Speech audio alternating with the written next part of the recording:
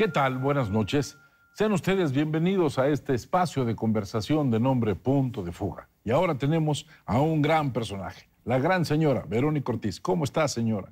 Encantada de estar aquí de nuevo, maestro. Sabe que gracias yo la aprecio y la admiro mucho por su conocimiento. Pues es totalmente recíproco. Muchas gracias. Oiga, señora, en el siglo XIX, un gran personaje histórico, Napoleón Bonaparte, conocido como Napoleón, pronunció una frase que mucha gente no entendió. China es un tigre dormido. Hagan lo posible por nunca despertarla. Esa frase de Napoleón era indicativa de una estrategia política. Él sabía lo que eran los chinos. Bueno, la venganza china siempre es peculiar, señora. Se dan su tiempo para contestar, se dan su tiempo para las cosas, no reaccionan a la primera y nos califican de países muy jóvenes a la barbarie latinoamericana que estamos viviendo, porque ya no podemos hablar de países en desarrollo, sino la barbarie latinoamericana.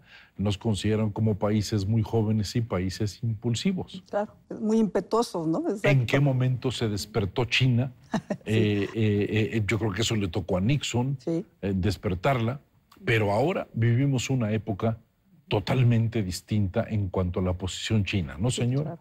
Creo que hay mucha razón en eso porque los chinos ven todo literalmente ya no ni siquiera en decenios o décadas o centurias, sino casi en milenios, ¿no? Entonces es parte de esta idea del tigre dormido y como dice usted, exacto, como que se toman su tiempo, pues porque claramente no es una cultura milenaria, casi esta idea que acompaña casi estas caras inexpresivas que no sabe uno ni siquiera lo que están pensando y que pues se toman su tiempo tanto para reaccionar positivamente como negativamente, pero efectivamente es un tigre, ¿no? Y es un tigre muy potente y muy poderoso. Usted habla de Nixon y creo que ahí lo que se empezó a despertar es la potencialidad económica de este tigre, ¿no? de China. Porque hay que ver, se ha hablado y seguramente usted ha escuchado este tema de la nueva Guerra Fría, es decir, si después de la Guerra Fría de la segunda mitad del siglo XX entre Rusia y Estados Unidos, si ahora la rivalidad entre Estados Unidos y China se podía calificar de una segunda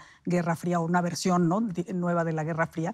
Y yo creo que hay diferencias importantes, es decir, mientras que la confrontación entre Rusia y Estados Unidos era más militar, ¿no? Era bélica e ideológica. Espionaje político, los grandes personajes, sí, las ideologías, que el salieron comunismo de ahí. Y toda esta... John le Carré, todos estos grandes novelistas. Por supuesto. Ahora estamos viendo un diferente tipo de rivalidad.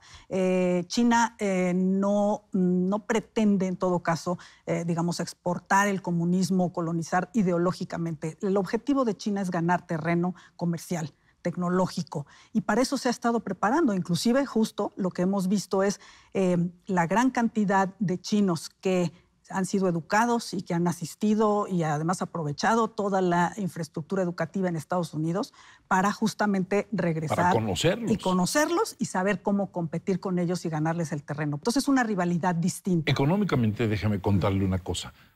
Edad Media, sí. Nostradamus decía, la mancha amarilla llegará hasta París.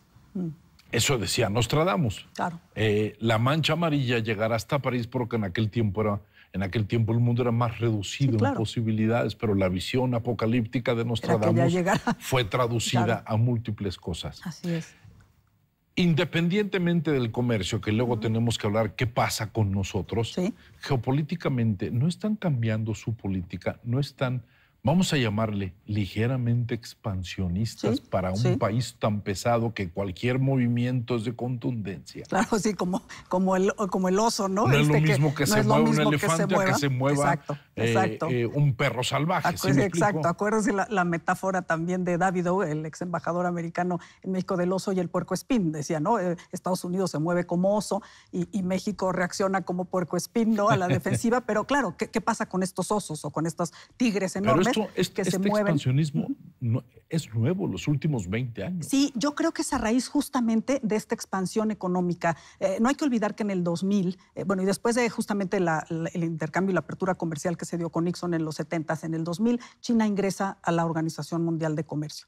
Y a partir de ahí, creo que el crecimiento, ¿no?, exponencial del comercio, de las inversiones chinas hacia afuera, justamente, le han dado esta otra idea de este expansionismo justo económico, no tanto militar, sino justamente económico. Y hay que ver la penetración comercial china simplemente en América Latina, a partir del ingreso de China a la Organización Mundial de Comercio, se ha convertido justamente en el principal socio comercial de muchas de las economías. Milei grita. Pues exacto. Y China es creo que el segundo o primer inversionista en Argentina. Exactamente, lo tenemos en la cuenca del Pacífico, cosa que en Brasil. Ruptura con ellos no va a haber, señora. Por supuesto, no va a haber, exactamente. Y no solo eso, sino también con Estados Unidos. No hay que olvidar que China, para toda la rivalidad justamente que tenemos, cosa que no pasó entre Estados Unidos y Rusia, el comercio entre Estados Unidos y China es importantísimo, al grado de que China, y ahí jugamos nosotros también, China fluctuamos entre el primero y el tercer lugar de socios comerciales. México tiene en este momento el primer lugar, Canadá el segundo y China el tercero de socios comerciales para Estados Unidos. Pero cuando uno habla del tercer socio comercial para Estados Unidos, pues imagínense la implicación o digamos hacia el peligro de que hubiera efectivamente un rompimiento frontal entre China y Estados Unidos, cuando China justamente es el principal destino de las importaciones de Estados Unidos, por ejemplo, y además tiene en el comercio global, en la relación comercial, es el tercer socio después, como decía yo, de Estados Unidos, de México y de Canadá. Entonces, creo que los riesgos y las apuestas son muy altas, y ahora que fue la reunión de la PEC en San Francisco, creo que ese fue el énfasis justo que quiso dar la reunión que tuvo, que yo creo que fue la nota que se llevó, además de la participación del presidente mexicano, la nota que se llevó la reunión de la PEC en San Francisco fue la reunión de Xi Jinping y Joe Biden, dos antiguos conocidos. Ellos fueron vicepresidentes de sus respectivos gobiernos, se conocen hace más de una década, y a mí me pareció que hubo un cambio de tono ahí, un poquito frente a este contexto tan alterado mundial, ya no solo la invasión rusa a Ucrania, sino con el tema de Israel y los ataques terroristas de Gaza y la guerra que se ha desencadenado ahí. Se sintió un poquito como que eran los dos adultos en la sala y como decir, a ver, sí tenemos una rivalidad económica, eso no va a desaparecer, pero la vamos a manejar, no vamos a hacer los irresponsables que pongamos en riesgo a todo el mundo. Y creo que esa fue una actitud muy positiva, tanto de Biden como de Xi, que fue sumamente amable, pero se dieron como estas mutuas seguridades en términos de decir, a ver, Estados Unidos, por ejemplo, algo que le importa mucho a China, Estados Unidos dice, yo voy a mantener mi política de una sola China, es decir, no voy a alentar que Taiwán unilateralmente declare su independencia, ni tampoco voy a permitir que China quiera invadir Taiwán, por ejemplo. Y eso calma los ánimos del lado chino. Y por el lado chino también dicen, vamos a tener nuestra rivalidad comercial, pero no vamos a salirnos de los cauces. Que las rivalidades te enriquecen. Claro. En el campo comercial, no en la guerra que todo el mundo pierde. En el comercio la rivalidad te enriquece porque acelera tu competitividad y tu capacidad de innovación. Por supuesto. Yo quisiera hacerle una pregunta que no tiene que ver con comercio, señora. La capacidad de la burocracia china, porque el Estado es el gran regidor de los procesos económicos de comercio y decisiones, inclusive en unión a los grandes empresarios. Pero el Estado tiene una figura relevante. Hay una gran capacidad en muchos de sus funcionarios para entender cómo ha logrado China, a diferencia de otros estados, que sus burocracias se adelgazan, que sus funcionarios se vuelven elementales, que sus funcionarios pareciera como que no tienen conocimiento, cómo China ha logrado hacer que eso sea algo que es efervescente, o sea, va hacia su arriba. fortaleza.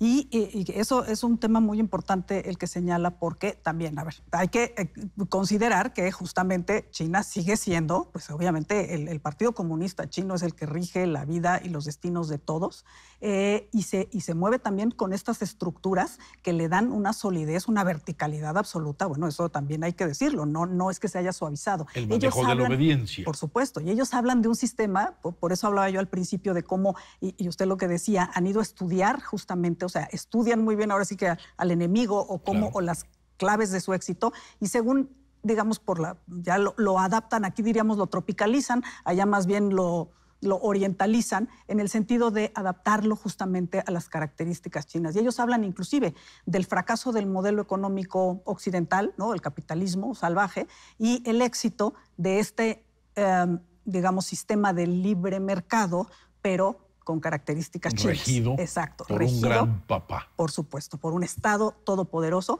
en donde también lo vemos, desaparecen y aparecen las figuras que al final no son las relevantes, excepto Xi, que Xi Jinping es una figura muy, muy interesante porque se ha convertido en el eje rector, ha ido deshaciéndose de sus opositores políticos y ya tiene, digamos, conferido por reformas a los propios estatutos del Partido Comunista Chino un horizonte de permanencia mucho mayor del que va a tener Biden. Entonces también Xi pues está viendo, a lo mejor Biden pues ni siquiera se reelige el año que entra, yo voy a seguir y yo estoy viendo las cosas a largo plazo, ¿no? ¿Hacia dónde, señora?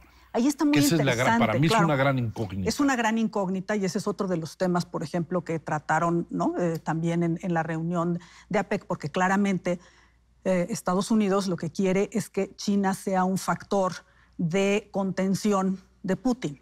Es decir, China ha estado del lado de Putin, y eso hay que decirlo, ha sido uno de los países que ha apoyado a Putin en el tema de la invasión a Ucrania, pero China también se ha, digamos, contenido de proveer asistencia militar, por ejemplo. Ha amenazado con eso, porque han estado en este juego de decir, si Occidente arma a Ucrania, yo voy a respaldar a Rusia, pero lo han dicho, pero no lo han hecho. Entonces ahí va a tener mucho que ver exactamente si el acuerdo entre China y Estados Unidos también incluye el decir vamos a contener la guerra, ¿no?, en lo que se pueda, tanto en Ucrania también como en Israel, porque China tiene también sus vínculos con Irán. Entonces, y sus intereses por todos lados. Y no hay que perder de vista el tema con el que empezábamos. A China lo que le interesa es un mundo estable, pues porque la prosperidad económica solo se puede dar en un ambiente de estabilidad.